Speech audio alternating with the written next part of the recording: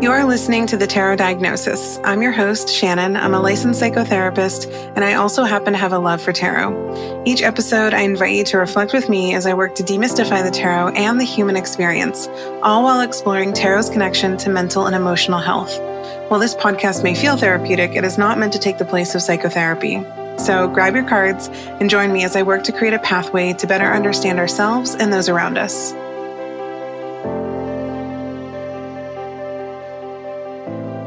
As I sat down to reflect on the Summer Solstice Summit, I actually kind of found myself struggling to articulate what it was that we experienced last weekend because it was so sweet and remarkable. You know, what kind of began as this pretty ambitious idea, hosting this 30-day virtual gathering. For my first time, I've never done anything like this before. I've never organized or hosted a one-day conference, let alone a 3-day conference. But I was really excited about it, and I was so confident in the material and the wisdom and the experience that the presenters that I had handpicked would be able to bring to you all. And yeah, what was originally kind of brainstormed as this weekend of tarot and therapeutic magic and the psychology behind it all really transformed into something so special and deep. And, I think as I was reflecting in trying to describe, kind of what I felt and what I saw the attendees feel was that it really became a space of shared vulnerability where folks felt safe. They felt safe to be curious and inspired and transform, which really was everything that I had hoped for. I really wanted it to be this experience where this kind of intentional container was created where we could kind of step in and, safely explore, various levels of psychological depth and tarot and like different ways of looking at the cards and different ways of experiencing ourselves. And I really wanted, in addition to the attendees, but also the presenters, I wanted everyone to feel held and cared for, but also challenged at the same time. And being able to watch that experience and that hope and that intention come to life in real time was honestly a little overwhelming. I was having trouble processing. I was like, oh shit, this is like a real thing that happened. It's like, this is so cool that we have all of these people together in one space and everyone's really enjoying themselves and they're getting something out of this. And it was just so much fun to be able to see all of you show up and like really show up with just, an open mind and open heart, thoughtful questions, and just what seemed like an infinite willingness to explore and celebrate and reflect. And that was just so sweet and so incredible to experience. I think one of the most exciting parts too was that even though the event was virtual, which I know so many of us are really kind of craving that in-person connection, not to use the same word, but the connections that people were making and also the energy that people were exuding was so palpable. I remember one person commented, I wish I remember who it was. I need to go back in the chats and try and find it. But someone said, it was something along these lines. I've never felt held in a Zoom before. And like, that was my main goal. And to see someone who didn't know that was a goal I had say those exact words was just like so cool. And, the presenters, oh my gosh, like, of course, I knew these people, they're my friends. I know what they're capable of. And I was so excited to showcase that. And they really just went above and beyond and exceeded my expectations, which obviously were already high because I know what they're capable of. But yeah, they just like took it to another level. And then, even the quiet moments in between sessions, because I made sure there was, 10 to 15 minutes in between sessions so we could all like get up and stretch and, grab a snack. But even those moments were so like gentle. Sometimes I'm sure any of you who have ever attended a conference, especially virtual, sometimes it can feel really chaotic. And even in those in between moments, it never did. I never felt rushed. And that was so interesting to me as someone who's a highly anxious person and who has to continue to spend and exert a lot of effort regulating my nervous system. This was, something I was incredibly, nervous and maybe a little stressed about, but not a bad stress, more of a good stress. So to feel calm and at ease throughout the event was like a big surprise to me. And I think that is a testament to everybody who showed up. So thank you to all of you who showed up and really co-created this really unique, calming energy.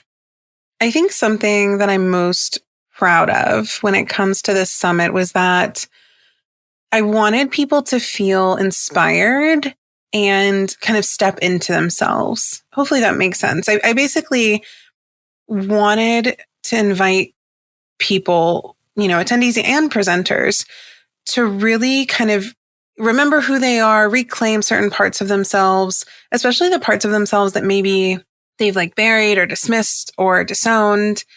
And that's one of the reasons I opened up the weekend presenting about the concept of the golden shadow, because, self-work, if you're listening to this podcast and if you follow anything I do, you follow and listen because of my application of tarot. It's not applied in the traditional sense. I apply it to self-work, self-discovery, therapy, and healing.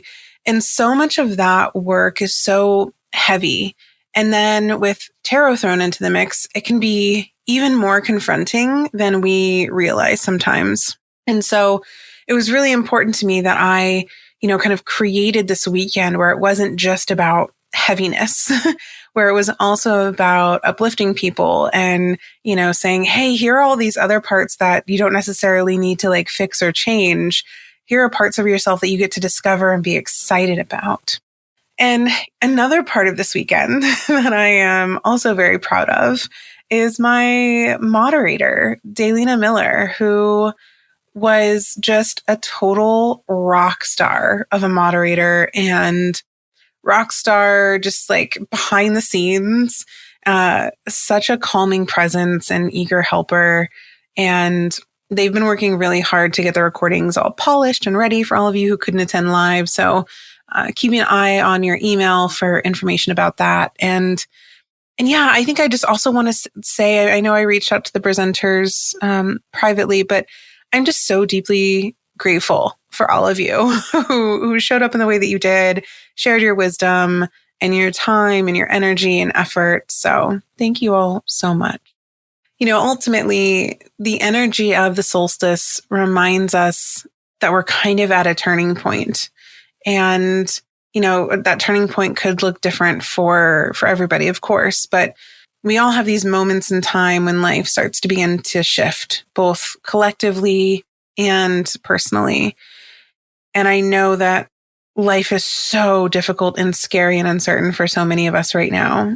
And I hope that even in just some small, tiny way, this past weekend gave you all a little bit of reprieve and allowed you to step into a space of joy and safety and ease and peace and contentment, even if it was only for an hour or two. Okay, so I'm done gushing over this summit. I feel like I could gush over it forever, but that's not why you're listening to this podcast. If you did get this far and you're listening to me reflect on the weekend, thank you for taking the time to listen to that. It was a really big deal. I've never done anything like that before. And yeah, it was really cool to experience. So, all right, let's get into some healing tarot work now. So I wanted to spend some time today actually talking about the golden shadow. It's what I presented on at the summit. It's something that I've been thinking a lot about lately, specifically for something that I mentioned just a moment ago about how so much of the work we do as humans is about, looking at the parts of ourselves that we need to change because they're, quote unquote unhealthy or quote unquote maladaptive. And, I feel it's necessary now more than ever to have these little moments of reprieve where, we can also look at the parts of us that are lovely and creative and fun and interesting. So yeah, I was, reflecting on this and, reflecting on the summit and my workshop and kind of thinking about where else I could take this idea of the golden shadow. And the word abandoned kept coming to mind, which was interesting because, when you think about abandoning something, you don't necessarily view that in a positive way. So I was like, why am I thinking about the word abandon? Why does this keep showing up for me? And after, a couple of days of sitting with that word, I realized like, oh, well, I mean, the golden shadow, especially through tarot, represents abandoned archetypes, literally like aspects of ourselves that we've abandoned. And, if you're familiar with Jung or you've been on esoteric, occult social media, or you've listened to my podcast, then you've obviously heard the term shadow work and you've heard me talk about the golden shadow. In fact, I've done an entirely different episode on the golden shadow like a year or so ago. But I do think it's important to note that Jung didn't actually coin the term or phrase shadow work, but he did coin the term the shadow. And he theorized that, the shadow was a really significant aspect of our psyche, along with other major psychological archetypes like the anima and animus, the persona and the self. And, as a therapist, a huge portion of the work that I do with clients is inherently linked to the concept of the shadow and just kind of like naturally mimics the function and the foundation of shadow work. So just to give a brief overview, Jung believed that the shadow contained traits and thoughts and beliefs that we hold about ourselves that we want to do whatever we can to avoid acknowledging. So basically, he believes that our shadow represents all the parts of our identity that we consciously or unconsciously distance ourselves from because we perceive these parts to be negative or bad. And so essentially, the shadow functions then as this container, this well of repression. And it's holding all of these parts of ourselves that, we don't want to acknowledge because they've been deemed unfavorable.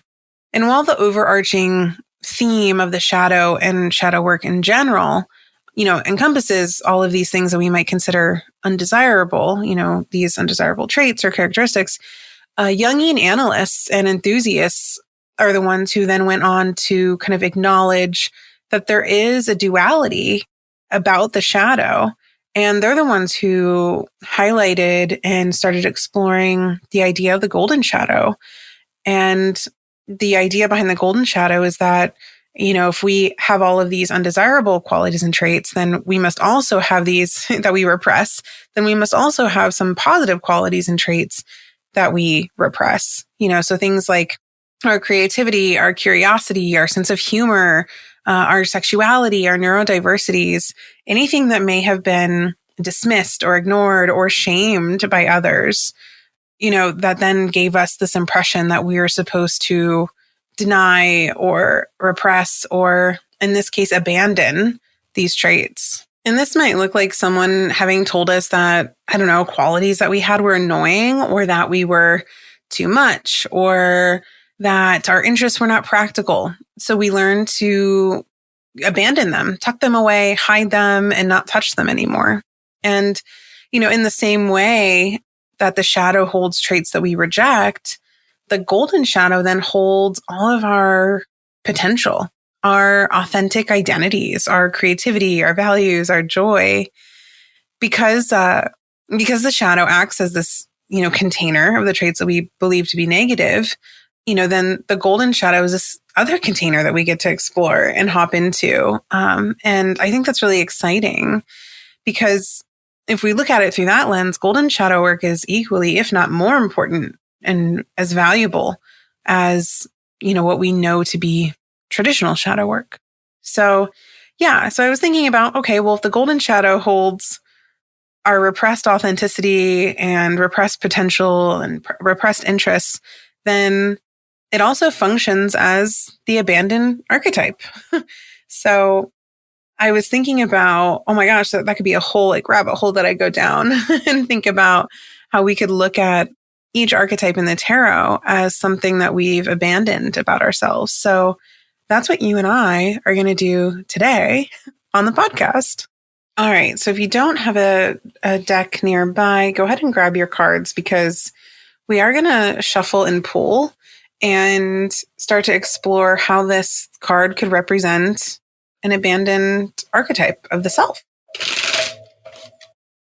So I'm using the Joie de Vivre Tarot. It's been my go-to lately. I love it. It's so whimsical and so sweet, and it just feels really special. So go ahead and start shuffling. And yeah, we're going to, look at whatever card we end up pulling as an abandoned archetype.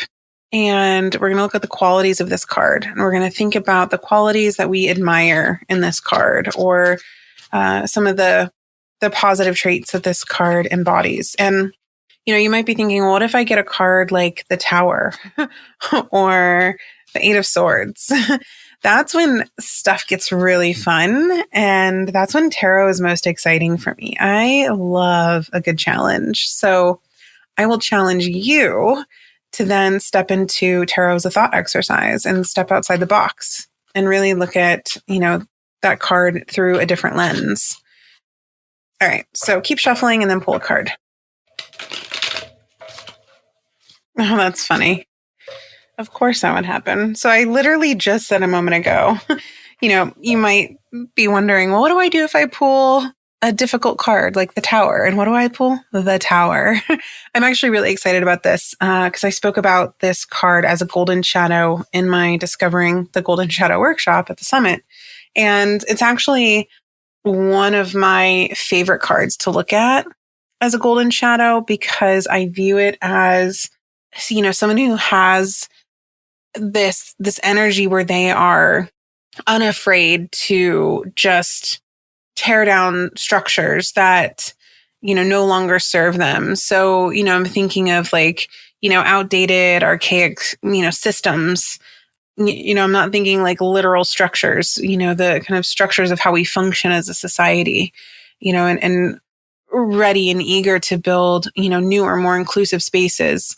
And this goes for both like internally and externally. So, we could think of someone who's unafraid to, speak up about things that are happening in the world that are unjust.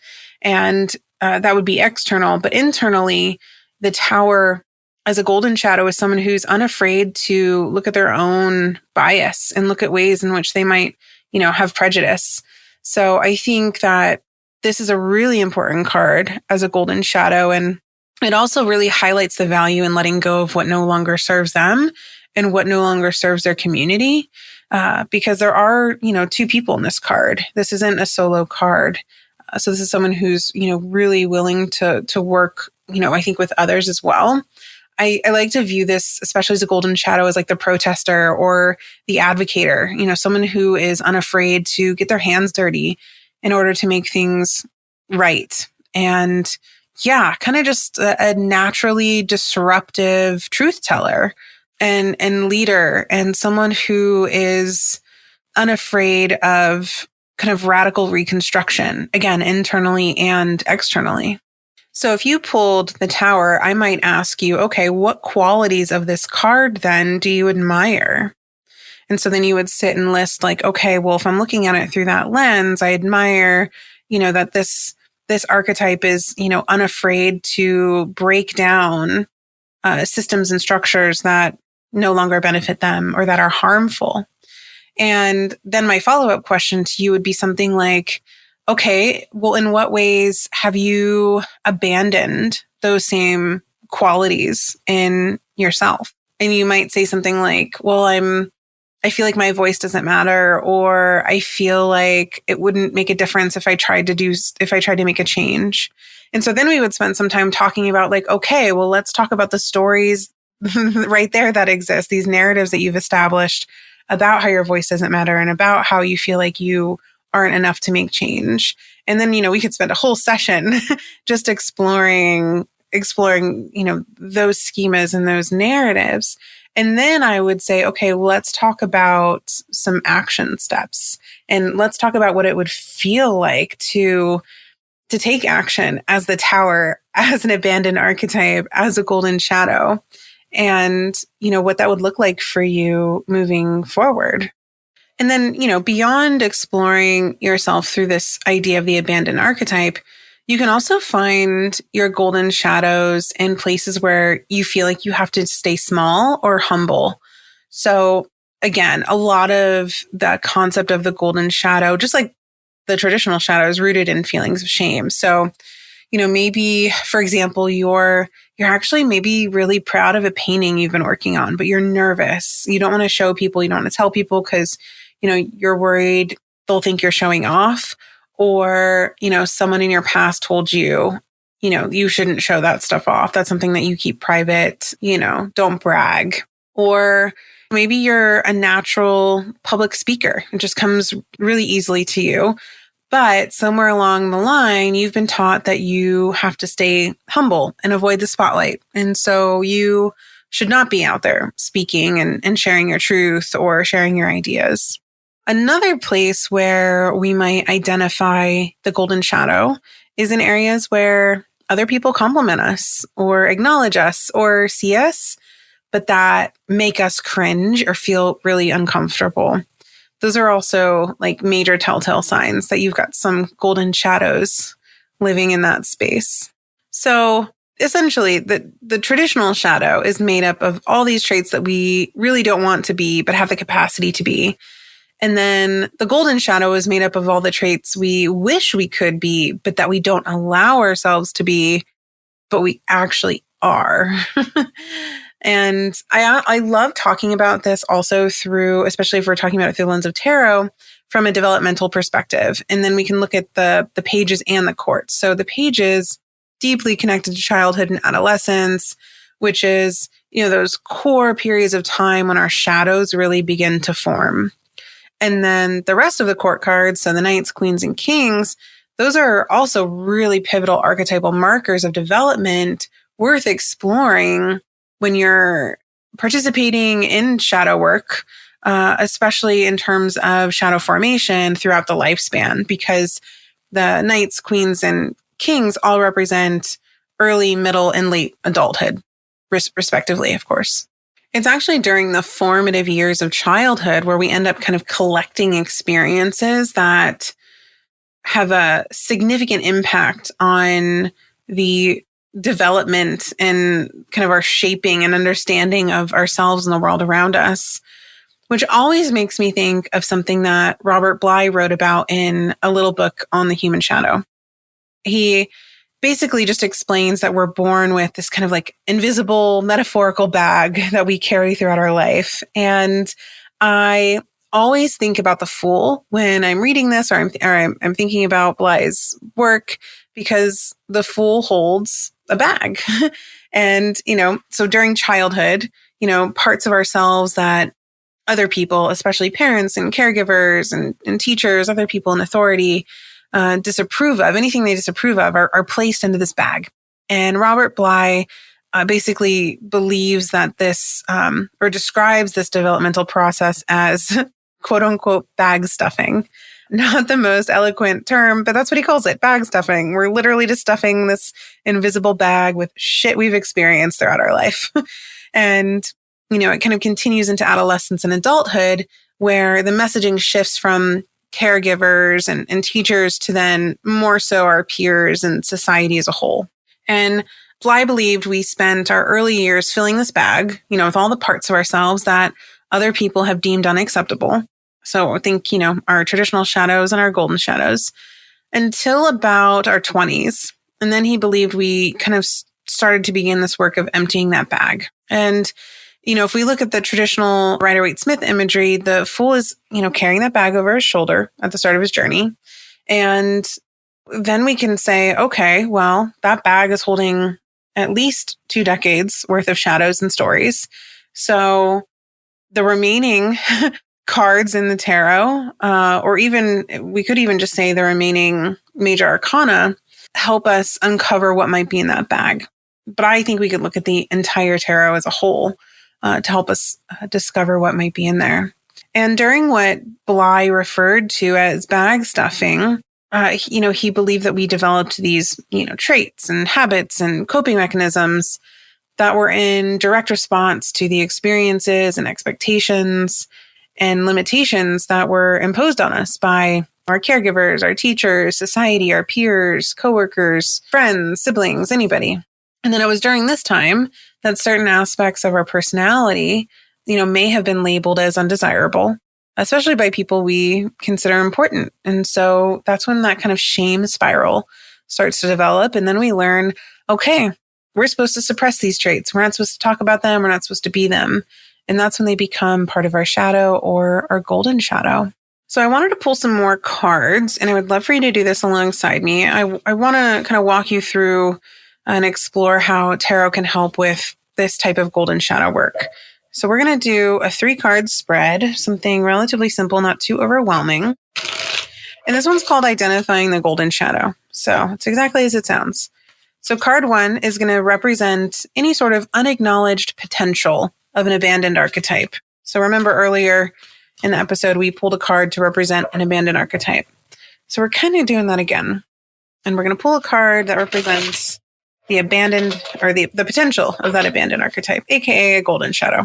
And then card 2 is going to be an obstacle that prevents us from embracing that potential. And then card 3 is going to be a way that we can reclaim and integrate that hidden potential back into our life. So, and I'll go through all these prompts with you again. I'm just pulling my cards real quick. All right. Oh, 2 majors. This is interesting. Okay, so for card 1, the unacknowledged potential of an abandoned archetype, I pulled the Magician. And then card 2, an obstacle preventing me from embracing this potential is 6 of Wands, which, oh my God, I can't wait to talk about that already. And then a way I can reclaim and integrate this potential into my life, I got the World. So these are all really exciting cards. Yeah, and I think I'm just going to quickly go through them and just rapid fire tell you what I'm thinking about, how it pertains. And then as always, if there's something that I don't talk about that comes up and you have something interesting to say about these cards, please DM me, send me an email, comment on the episode post about what came up for you. And also, I want to hear what you pull. I want to hear what comes up for you. Okay, so for unacknowledged potential of an abandoned archetype, it's the Magician.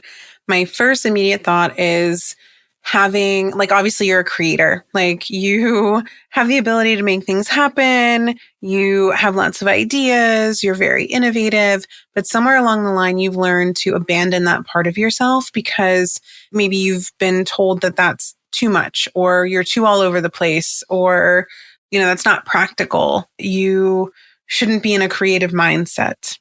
And then we have the 6 of Wands. So as an obstacle, the 6 of Wands makes it really hard to fully step into or acknowledge that part of yourself because, maybe you are afraid of praise or afraid of being seen, or you've been told throughout your life not to be a show off. The 6 of Wands can be kind of showy. But I also am thinking this is afraid of being seen and definitely afraid of praise or acknowledgement. And then we have the World representing, okay, well, what can you do to kind of embrace this energy that you've abandoned? And, the World feels a little too, maybe a little too easy because it's oh yeah, show up as your full self. The World is the absolute perfect archetype for integration and individuation and assimilation when it comes to, shadow work and self-acceptance. So it seems, I don't know, maybe a little too cliche to be oh yeah, just show up as your full self and let yourself be seen. But I want to look at the specific imagery of the joie de vivre world because I love this almost like orb where there's this adorable little creature inside the orb. And that kind of makes me think like, okay, what's one thing that you can do that would be embracing the energy of the magician, that abandoned archetype within you that feels contained? Because also, if we think about the traditional imagery of the world, there's, that there's a level of containment with the laurel or the wreath, whatever's kind of like around that person. I can't find words right now. But here we have this orb and it's contained and it's gentle and it looks really inspiring. So I think that would be a perfect way to kind of slowly step into and integrate and embody and embrace this energy, is to find one thing that you can do that you feel like would be safe and contained, where you're not entirely exposed and not entirely vulnerable when it comes to embracing the magician. Okay, well, that was my very brief overview of the golden shadow and seeing it as an abandoned archetype of the self. So I hope that those tarot spreads and those exercises gave you some food for thought and something to kind of play with on your own. My full Discovering the Golden Shadow workshop is available in the Symposium, my membership community. So if you're interested and you want to check that out, you can head over to thetarotdiagnosis.com and come join us. It's a wonderful group of people. We have workshops every single month. We have reading rooms. We have book clubs. We have new moon circles. There's a daily prompt for you to pull to every single day. Lots of good stuff in there. Okay, well, go pull some cards, discover your abandoned archetype, and then reach out to me and let me know what you pulled and what you discovered. Thank you so much for listening to The Tarot Diagnosis. For more tarot and mental health content, follow The Tarot Diagnosis on Instagram. You can also subscribe to the podcast so you never miss an episode, and sign up to receive the Tarot Diagnosis emails, where you'll have access to exclusive spreads and exciting announcements. To join an incredible community of tarot and psychology enthusiasts, join the Tarot Diagnosis membership community, the Symposium, by visiting thetarotdiagnosis.com.